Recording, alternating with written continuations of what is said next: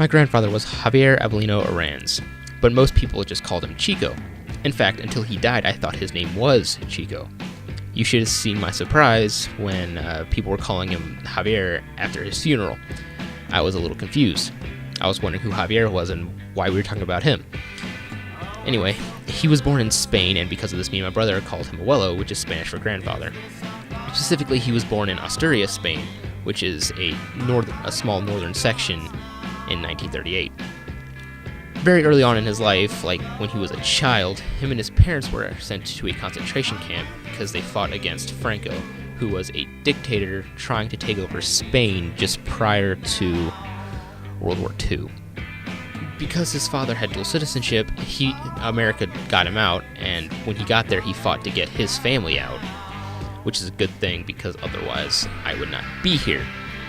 My grandfather joined the U.S. Navy as a photographer, and it was his job to photograph battlefields, submarines, planes, and in at least one case, the autopsy of a pilot who died in an accident.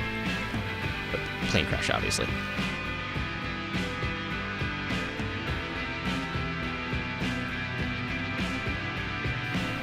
And during the Korean War, he served on the USS Lexington, and then after the war, he was stationed at several more naval bases throughout the world, one such being Okinawa, Japan, which was where my dad was born in 1969.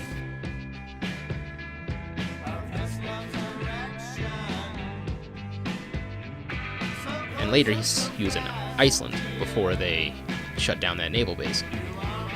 In fact, if they had stayed there all the way through my dad's schooling, my dad's graduating class would have consisted of 18 people. That's 1-8.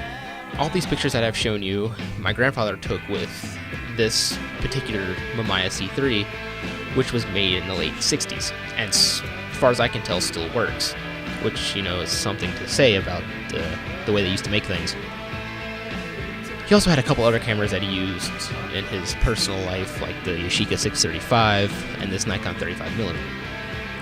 He had several different lenses for each, an external flash, and even some color lens filters, which I have tried taking pictures with. I just haven't seen how they turned out yet.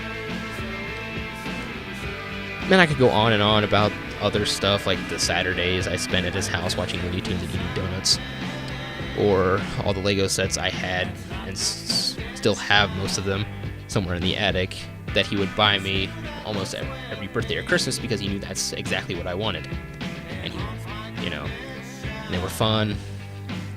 I mean, my room, which has so many, my mom couldn't even get in there without stepping on some. She got real mad at me sometimes for leaving Legos all over the place. But nobody has that kind of time for me to nobody has the time for me to just go on and on. So I'm just gonna leave you this picture of him making a funny face.